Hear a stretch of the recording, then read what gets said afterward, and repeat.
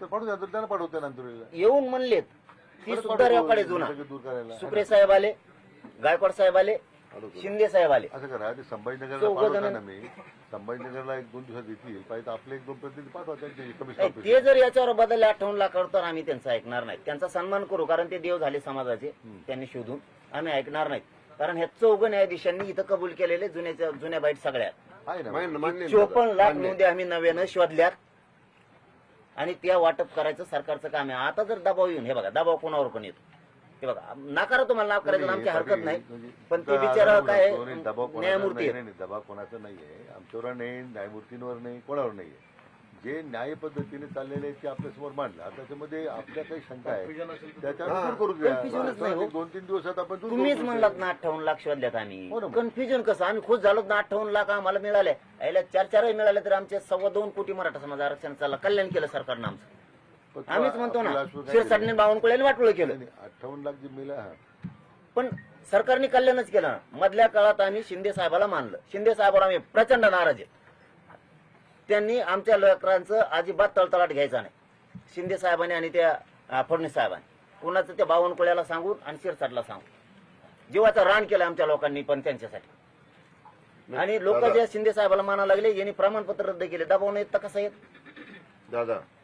साहेबांना हा विषय पण माहित नाही.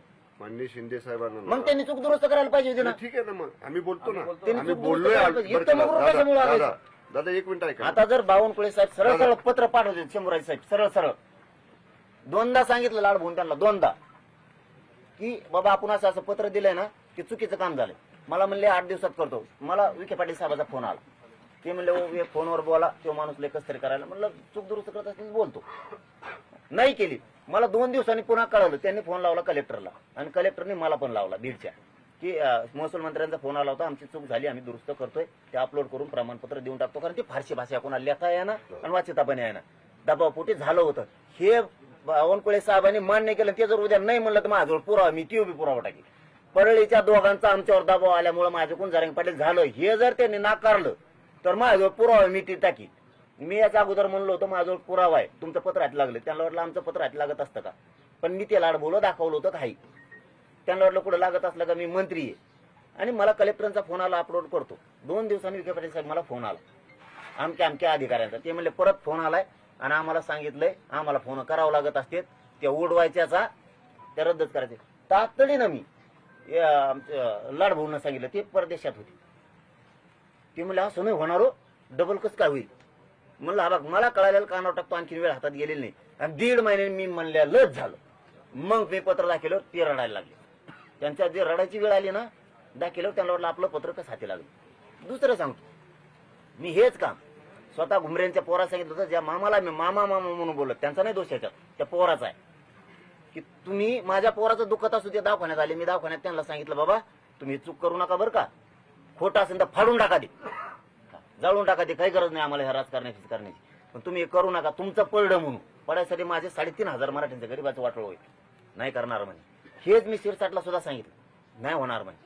म्हणलं तुमची वाडाताडी चालली, हे म्हणतो माझ्याकडे, ते म्हणतो माझ्याकडे, ते चाललंय भाजपमध्ये, कुणी चाललं काँग्रेसमध्ये, तुम्ही आमच्या लेकरांचा बघा वाटोळ होईल, नाही होणार म्हणजे. पुन्हा तेच झालं आणि ते बी पत्र माहिती लागलं. जात पडताळणी समितीच्या फाईलचं पत्र ते मेल करत असतात. नंतर दिलेला निर्णय, त्यांनी निर्णय दिला की हे ज्योती दहीहंडीचं प्रमाणपत्र व्हॅलिड आम्ही देत आहोत.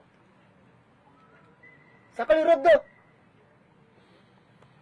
अरे तुम्ही एवढा मोठा समाज कमून अंगावर घ्यायला लागला आणि त्या शिंदे साहेबाचा वाटोळ करायला लागला. साहेब ऐका ना दादा, त्याच्यातली एवढीशी सुद्धा कल्पना शिंदे साहेबांना नाही.